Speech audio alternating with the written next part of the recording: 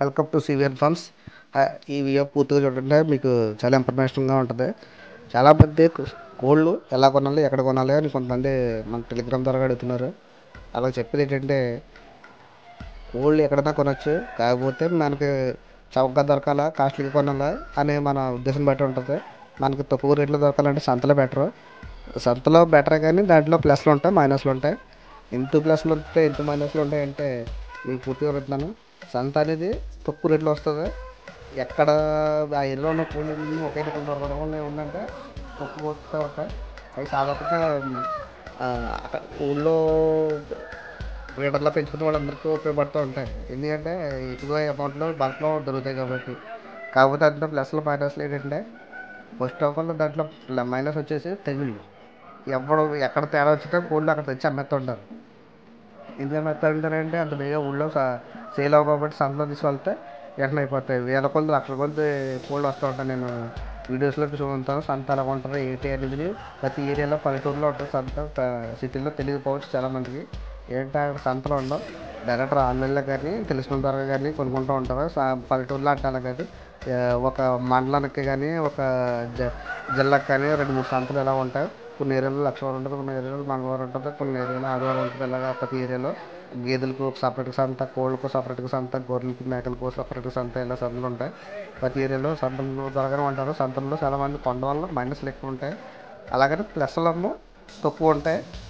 ఇప్పుడు ఇప్పుడు గేదెల విషయంలో చూసుకుంటే ఇప్పుడు సంతలకు ఏమవుతే బేగా అమ్మడవని, ఏమైనా కుక్కలు నక్కలు కరిసేసి దానికి ఏదన్నా మై దిగుతుంది అంటారా, మై దిగిని ఇలాంటి గేదెలు వస్తుంటాయి. అలాగే కోళ్ళలో కూడా తెగులు వచ్చినాయి, ఊళ్ళో అమ్మడవనవి, వేస్ట్ వదిలేసినవి వస్తూ ఉంటాయి. కాకపోతే క్వాలిటీ లేని ఇలాంటివి వస్తూ ఉంటాయి. క్వాలిటీ అనేది ఏముందంటే కోళ్ళని చూస్తే వెళ్తుంది, అది కొత్తోడు తెలియదు, పాతోడికి మాత్రం వెళ్తుంది. అలా ఏముందంటే మైనస్ ఉంటాయి. ప్లస్ అంటే ఏముందంటే ప్లస్ అనేది ఒకటే ఉంటుంది, రేట్ మాత్రం సోగ్గా అవుతుంది. నేను కూడా వెళ్ళాను ఎలా ఉండదు ఏంటి చూద్దామని. కాకపోతే నేను వెళ్ళి పరిశీలించాను.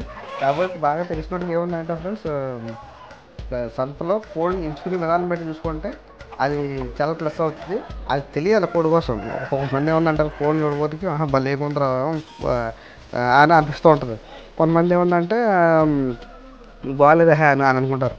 చాలామంది ఏముందంటే దాని ఫైటింగ్ స్కిల్ ఎలా ఎగురుతుంది, ఎలా ఎలా కాళ్ళు వేస్తుందని చూడడం కాకుండా దాని బాడీ స్ట్రక్చరు, దాని షేపు, దాని తోక, దాని మట్స్ ఇవన్నీ చూస్తూ ఉంటారు.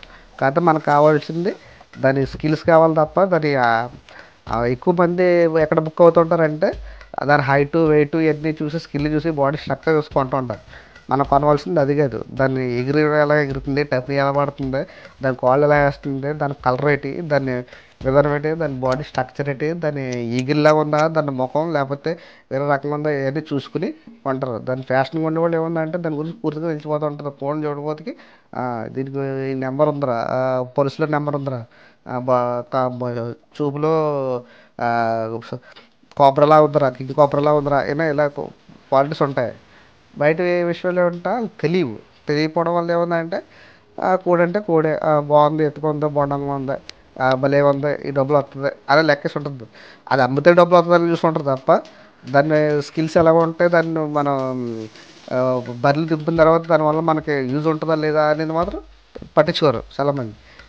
ఇదంతా ఎవరు తెలుస్తుంది, చిన్నప్పటి నుంచి ఆ అట్మాస్ఫియర్లో బతికినోడికి, ఆ అట్మాస్ఫియర్లో ఉన్నవాడికి, ఫ్యాషన్గా ఆ ఫ్యామిలీతో ఉన్నవాడికి తెలుస్తూ ఉంటుంది దాంట్లో స్కిల్ ఏంటి, ఎలాంటిది ఎగురుతుంది, ఏది అవతల దాని మీద కాళ్ళు వేస్తుంది అనేది చూసుకున్నవాడు తెలుస్తుంది. అది ప్రతి ఒక్కటి తెలియదు. మాయే ఉన్నాయి ఉదాహరణ చూసుకుంటే, కుట్టెంలో అవతల కోళ్ళ మీద స్కిల్స్ బాగా ఉండి మైండెడ్గా కాళ్ళు వేస్తూ ఉంటుంది. ఒకటి ఉందంటే సోగ్గా స్టైల్గా ఏదో ఫ్యాషన్ ఉండే సిక్స్ ప్యాక్ బాడీలో ఉండేలా కనబడుతూ ఉంటుంది.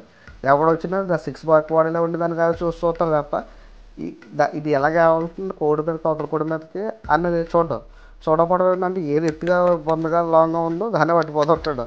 కాకపోతే తీర చెప్తే దెబ్బలాడదు. చెప్తున్నాయండో చెప్తామో ఇది దెబ్బలాడుతుందో ఇది కావాలనే దాచేస్తున్నాడు అన్న ఫీల్లో ఉంటాడు.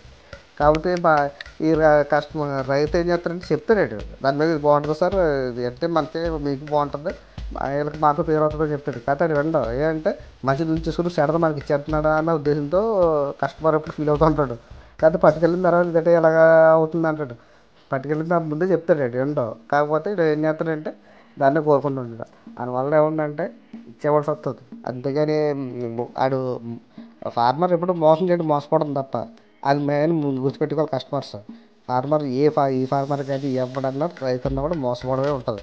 మోసం చేయడం అనేది తెలియదు వాళ్ళకి, అమాయకులు. ఏంటంటే వాళ్ళు ఏదో మనం పెంచామా, అమ్మేసామా, రూపాయి 2 రూపాయలు వచ్చిందని చూసుకుంటాడు తప్ప, ఆ అవతల బుక్స్ చేసేసావా తినేసావా అని ఆలోచన ఉంటుంది. అది ఎవరికి ఉంటుందంటే బిజినెస్ మ్యాన్కి, మధ్యరేఖంగా ఉన్న మీడియేటర్లకి ఇలాంటివి ఉంటుంది.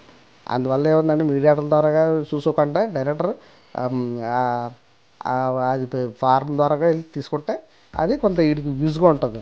ఏంటంటే దాని క్వాలిటీ అనేది తెలుస్తుంది కాబట్టి, బయట నుంచి తెలియదు కదా, అది మనం మెయిన్ చూసుకోవాలా.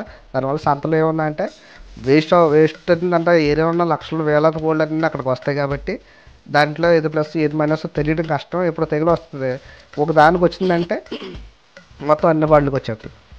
మనం కొంతమంది సంతలో కొంటారు. కొన్నోళ్ళు ఏం చేయాలంటే ఇప్పుడు మాగలాటోళ్ళు కొన్నామంటే మేము కొనవు సాధారణంగానే కొనే పరిస్థితి వస్తే మేము మన సంతకి వెళ్ళాను అంటున్నాను, చూశాను అందని ఒకటి నచ్చింది నాకు బాగా నచ్చినప్పుడు నేను ఏం చేస్తాను, డైరెక్ట్ తెచ్చిపోతే నాకు ఫార్మ్ ఉన్నాయి సత్తాయి.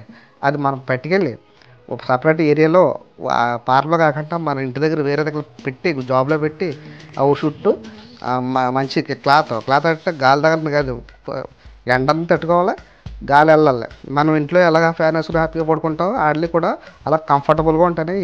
ఏ వ్యాధులు ఏ నొసలు రాకుండా ఉంటాయి.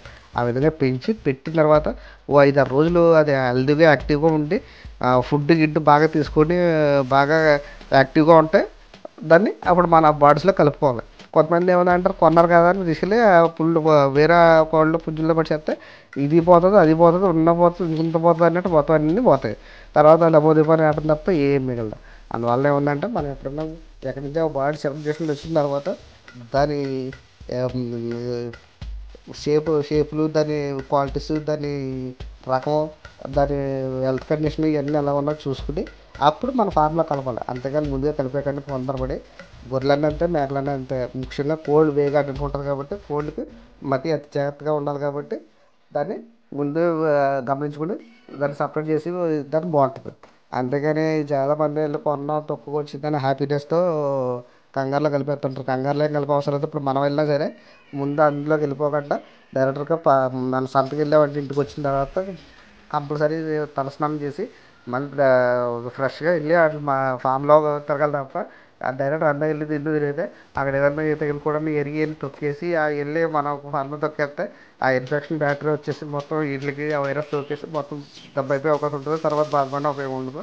అందుకని ముందే మేర్కొని ఉండాలా. అది సంతకైనా బయట కొనుక్కున్న దానికి తేడా